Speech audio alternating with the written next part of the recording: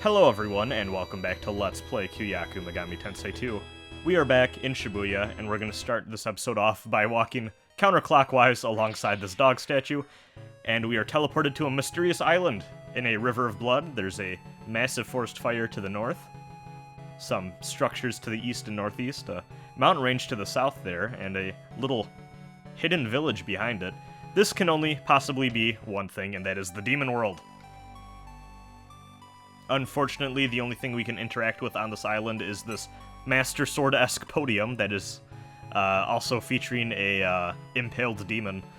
But we can't really do much with that right now. We're not a beefy enough boy to pull out the sword, so we are going to walk clockwise alongside the dog statue, and we are going to be taken back to the real world.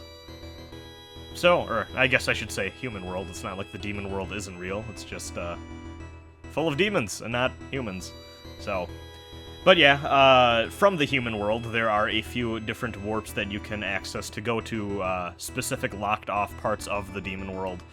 And you can get some cool things from them, so something to keep in mind and something to look out for, especially if you walk into a town and there's a strange-looking statue. Chances are you can probably walk around it counterclockwise, and then it'll take you somewhere fun and exciting, so... those islands have some hidden things in them that will definitely help us along our journey, but usually they're locked behind other conditions or tasks that you need to complete beforehand. So it's not just enough to know how to get there. Sometimes you have to complete a little side quest or so before you can really take advantage. I highly recommend that you pick up Eligor as soon as you reach about level 19. He's useful for quite a bit here, mostly because he has good stats for one, but also he comes with Rakukaja, and as I've already discussed to death, having any sort of buffs on your demons this early on in the game is a massive boon to your success, so... I think I'm going to explore and see what else I have here, but I might just call it quits. Eligor is a pretty good demon to have on hand, and the rest I'm kind of whatever with at this point. Pretty good demon to use in the arena as well, if you need some cash, which we're actually not doing too great in terms of our Maka so far, but I might try to trudge along ahead here for a bit and just get to the next area before I worry about that. Go up to the terminal to save. Don't think I'm teleporting here yet, because the area we need to go to, I think we're at the closest terminal to it, actually. Oh, I must have quit playing for the night or something, because that was the continue screen.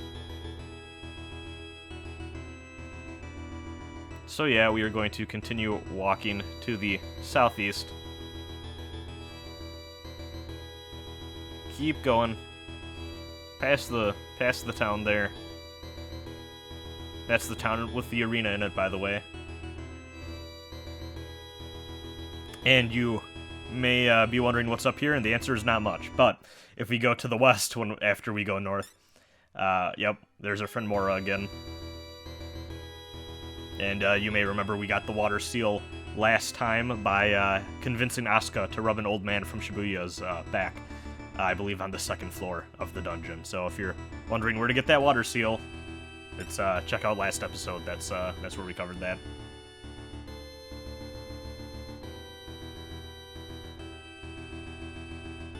Hearing a lot about this island.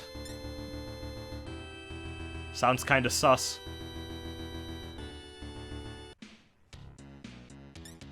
This junk shop may look like any other in the game thus far, but it is different and notable for including metal cards in its inventory. So, this is the most reliable way of getting metal cards. It's just more... It's just faster than getting them from random drops from human enemies on the overworld map or by being successful in the other gambling games. If you ever want to play a lot of Codebreaker, and hint hint, we will later on in the Let's Play, just grind up a bunch of Maka and just buy as many metal cards as you can from Ginza. It becomes easier the later on you get in the game, where money starts to become less of an issue. And we reached the next terminal, and that's cool and everything, but I do want to talk about that monk that we just ran into who said he would give us something cool if we defeated the Basilisk. So, just remember to come back here after you beat the Basilisk. It's very easy to forget about that. But yeah, just double back around and grab what that guy gives you, because it's pretty cool and it's going to be very helpful for the rest of our journey. So, I might as well talk a little bit about the area we've just reached now. So, Ginza is interesting because it actually is broken up into a few different underground segments. There's kind of a main area, which is going to be where we go to progress, and then the area we're in right now is kind of a cordoned off part that isn't that big, but it has a bunch of shops and other notable areas that we're going to want to explore. So I figured we might as well dive in here really quick and see what's around. These enemies are so annoying because they can just heal right back up, and yeah, it's a pain. But if you have enough demon summon, you can easily overpower them. We are also going to run into Fornius on this map. I was about to say speak of the devil, but then we didn't run into Fornius, so that's just kind of embarrassing. There's Fornius. Okay, never mind.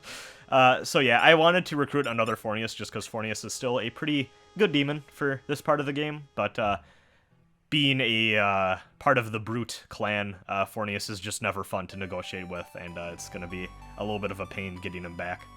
Could always go back and fuse one, but I figured I might as well just try negotiating since I was in the area, and I didn't feel like walking all the way back. And also, fuck this guy for... I just really enjoy that there's this mad scientist living in this really posh, really sleek and clean, giant cybernetics laboratory, and literally all of his neighbors are living in, like, burned-out buildings, fearing for their lives because of demonic invasions and stuff like that, and he's just like, oh, I'm researching cybernetics, what a douche. And yeah, still no luck with Fornius here. Should have probably tried a little bit more to intimidate, but I might need better stats to do that reliably yet.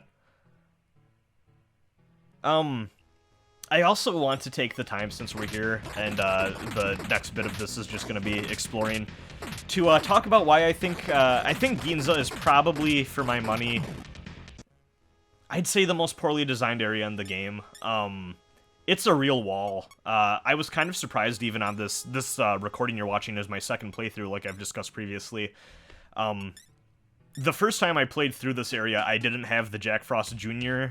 Boost, and it was a real stone wall. There was a huge chunk of time I dedicated to grinding up for money and better demons, and just to make my characters a bit more powerful before I really felt comfortable going through the main Ginza area. It's a real wall. And honestly, even with the Jack Frost Jr. boost, I still felt it this playthrough. It really felt like this was a major bump in the road, where I just needed to really kill the pacing of the playthrough and just grind up for better material to work with, and just move forward without it being insufferable. So, yeah, you kind of hit a wall here. It's unfortunate, especially because it's still pretty early on in the game to hit a kind of wall like that, I feel. And it just kind of kills the mood. But I do promise, after this area, I do feel like the rest of the game, grinding-wise, is pretty smooth sailing. I won't lie, there's a few areas that are trickier than others, and a few more bumps in the road, as I said previously, but I think this is the biggest bump that you're going to go over. If you can get through Ginza, I think you can get through the rest of the game no problem.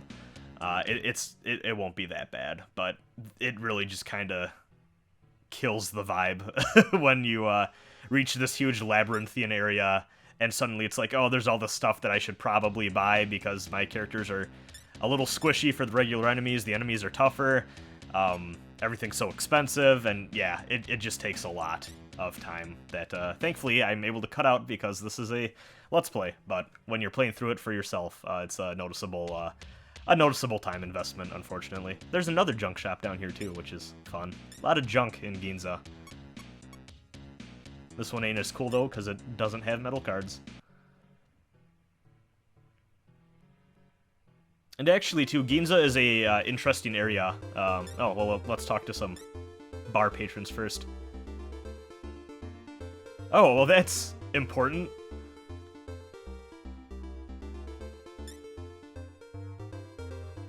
Oh, yeah.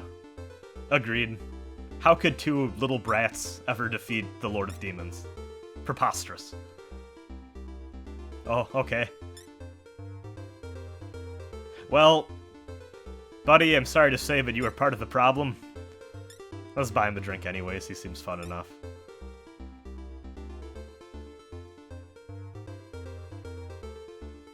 I'm sure that won't be important.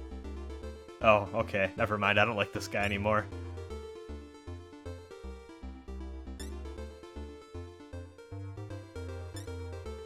Well, I'm sure that won't be something we do at some point in this journey. Okay, so yeah, actually, this NPC is talking about what I wanted to talk about anyways, and that's that, Ginza, part of the reason Ginza is so large of an area is because it's actually this nexus point that connects a lot of the human overworld together. It's like a giant, like, underground complex that has multiple branching routes. I guess, like that NPC described, it's supposed to be representative of, like, the subway system or whatever, which is cool. Oh, and there's a vitality incense, which is nice. So yeah, after the next boss, we're really going to start to notice the game open up a lot. Like I've kind of discussed previously, this game really lets you explore and go your own way and just kind of find out what's going on by taking, you know, a look around a bunch of different areas at once. So that's kind of cool, but unfortunately at the same time, the cost you have to pay for that is that you have to get through a fairly substantially large dungeon that is actually larger and, in my opinion, a bit more complex than even some of the dungeons we're going to get to later in the game. I've been in kind of a old-school dungeon crawler mood, even more than usual as of late. Just been looking a lot into the old wizardry games, and I have some experience with those, and I want to play more Etrian Odyssey, because really the most of my Etrian experience comes from the first Persona Q. But I've always really liked what I've played of Etrian Odyssey, and I think maybe one of these days I want to try to carve out time for that. But I'm also I just recently started Baldur's Gate 1 as well, and that's already taking up the slot of my time commitment game. But yeah, as I was talking about previously, Eligor is going to do pretty well for us in the arena, and is a good source of cash. Will help us grind up the funds so that we can get some more equipment. But as I was saying, no, I've been thinking a lot about dungeon crawler design, and I think I really like how this game handles its dungeons. They never feel, in most cases, they never feel too long, and they give you a lot of breaks in between, whether it's you run into a town or you run into a kind of a rest area. Even the later areas of the game, it feels like the more difficult areas give you some gaps in between where maybe you go through part of a dungeon and then you hit the overworld again, or you go through part of a dungeon and then you get to kind of like a town or something. I think this game actually does a really good job with pacing itself, even in some ways better than I think SMT1 did. And it's a lot different in style. I don't feel comfortable comparing it to... Oh, and Eligor died, unfortunately. But we got some pretty good cash out of it, regardless. So, but yeah, I don't even find this game comparable in terms of dungeon crawling to KMT1, because that game is literally just a dungeon crawler. There is a massive mega dungeon you go through, and you don't really break it up ever, aside from hitting a few towns. But... for their first attempt at doing something that had a bit of both the typical JRPG map and more safer areas, and also more complex first-person dungeon crawls, I think that, for the most part, Atlus did a really good job in this game of making sure no area really overstood its welcome, which is more than I can say for some of the other... first-person dungeon crawling SMT games. But yeah, I would love to do a wizardry let's play at some point in my life, but also that I feel like that's the hard mode of me wanting to do let's plays, is how the fuck do I make Wizardry 1 interesting to anyone who isn't me? But I don't know, maybe I could try it someday and see where it goes. The Japanese ports of Wizardry are actually really cool and have a lot of really talented people doing the music and art for them. If you've ever, I'd say that in general too. If you're watching these playthroughs and you think the the old school dungeon crawler thing is pretty cool, but if you're coming at it from the angle of like of a Megami Tensei or Atlas fan who, your first exposure is kind of watching these older school Megami Tensei games, maybe check out, Wizardry or some other games like it from the time and just kind of see what they had to offer, because they did some cool stuff, even though they may be a little tedious and hard to get into from a modern perspective. But Etrian Odyssey is basically a massive love letter to Wizardry and games of that ilk, and yeah, I just find those games really fun, and it's just kind of cool and fun to make your own party and explore a big dungeon and whittle your way through progress. It's a good time. I'm back underground here. Walking around, yeah, this is the hallway of grinding, baby. Just find this is the fun part of KMT2 grinding, where it's like, where can I find just a huge hallway where I can just walk back and forth? Oh, well, I decided to mix things up. I went the other way. But yeah, you just walk back and forth. Hope that you can get into as many encounters as possible. Hope that nothing goes horribly wrong and you end up losing half your cash because you weren't paying attention to your health. This is the KMT2 grinding experience. We're just really gunning down Nosferatu there. I think that was Nosferatu. Yeah, it was. Nosferatu, fantastic movie. Halloween is now over, so I can't recommend you go watch it for getting into the season, but you should watch it anyways. It's a good classic movie. And also the I don't know, Nosferatu as a cultural object I think is important to me as well, because it is a game that Nosferatu the game, though I think there is actually a game called Nosferatu.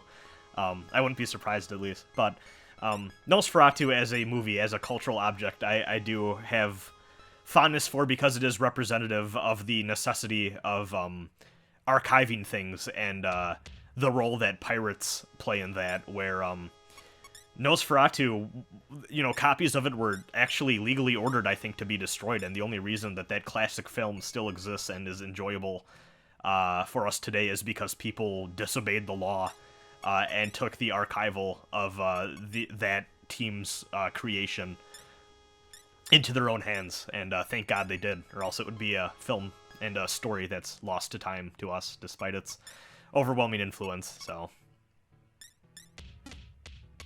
though, that being said, I'm not entirely sure off the top of my head how influential Nosferatu was at the time it came out.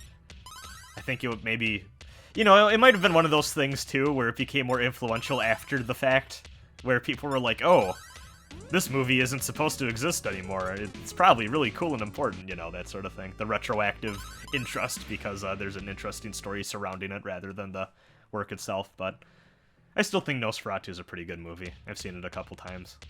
I should rewatch it again. It's been a bit. Running into the Jabberwock again. Always fun when you run into a boss fight as just a normal random encounter. We are a lot better equipped to deal with the Jabberwock this time. Really messing me up that the Y is not at the end of Jabberwock. I keep wanting to say Jabberwocky before remembering that it's just Jabberwock. But yeah, we can auto this thing down. Ooh, I'm getting pretty low on HP with Takuma, though.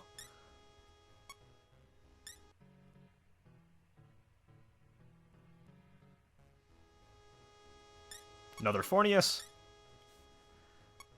Let's roll the dice again. Yeah, no. Tried to intimidate. Did not work. Let's try a softer approach. Hey, I know I just put my knife to your throat, but I'm putting away the weapons now, see? Yeah, there we go.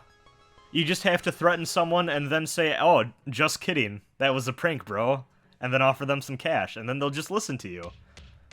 That's how I've made all my friends.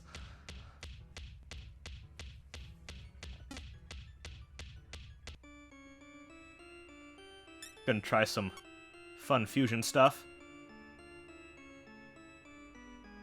See what we can all do now that we have a cool new roster of demons to take advantage of.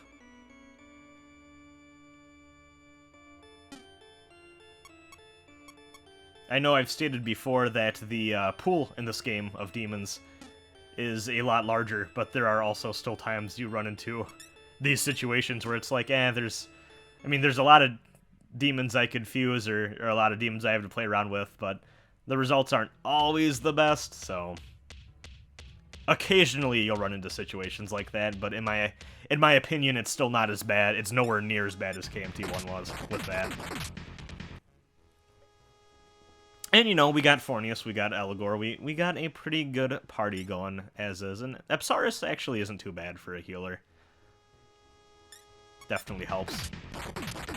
Group heals in this game can be kind of hit or miss in their usefulness. It kind of depends on where you're at in the game too, I think, because sometimes it feels like it kind of spreads the healing a little too thin, especially towards the end of the game, and you're just better off trying to heal individual members of the party with a really big single target heal spell.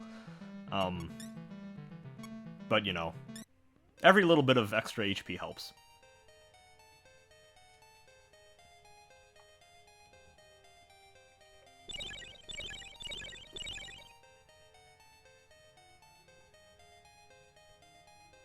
Apologies for not cutting out that teleport animation. Always miss something in the editing. Yeah, we're back in Shiba. Wanted to heal up. Unfortunately, there is not... At least if I recall, maybe there was and I missed it. But, oh, actually, no, there is a healer in Ginza's Underground. I just think I forgot about it. Or actually, no, I seem to be making my way down south for some reason. Maybe I wanted to go back to the arena again. I don't exactly quite remember what I'm doing here. Let's look. Is it arena time? I think it might be arena time. It would be really useful if this town, if Ariake just had a terminal, so I didn't have to walk all the way back here every time. But yeah, it's arena time again. That's why I warped back here.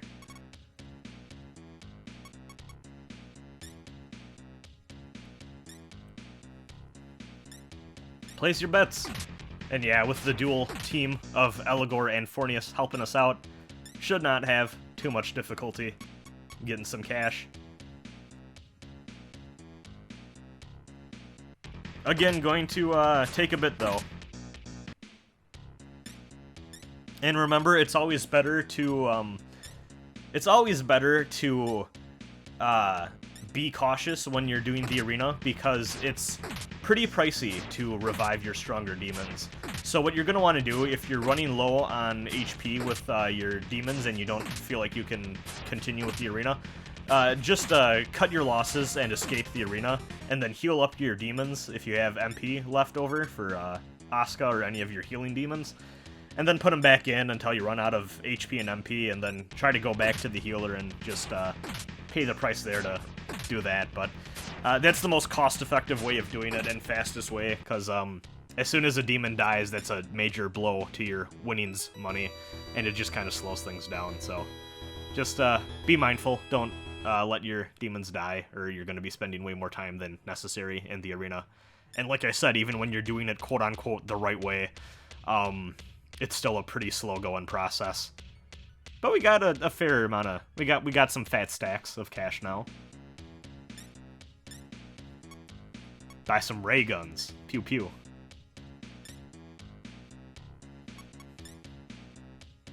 Just like Call of Duty Zombies, am I right, gamers? Yeah? Anyone?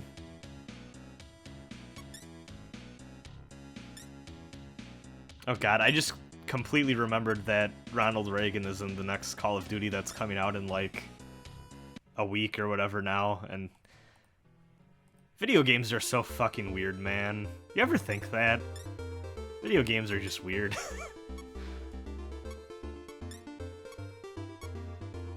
Oh look, we got a cyber arm over here. There's that cybernetic slab. So we got to this part of the game and they're like, we're just gonna use the word cyber all the time if we can help it. Who knows? Maybe they get the cyber arms from that guy. He's just like, you know, there's an internal consistency to the economy of Ginza in this game. Cybernetic slab guy is just like, I'm just gonna keep making robo arms for ladies, I guess, and you know, more power to him. Rich asshole. In my mind, the scientist making stuff in the cybernetics lab looks exactly like Elon Musk. And it only fuels my hatred for him more.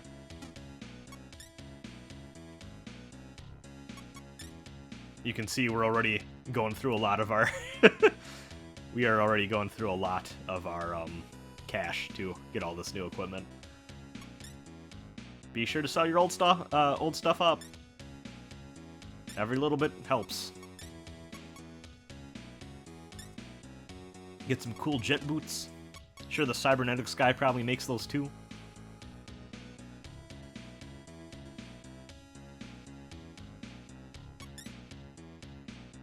Goodbye, Bigfoot.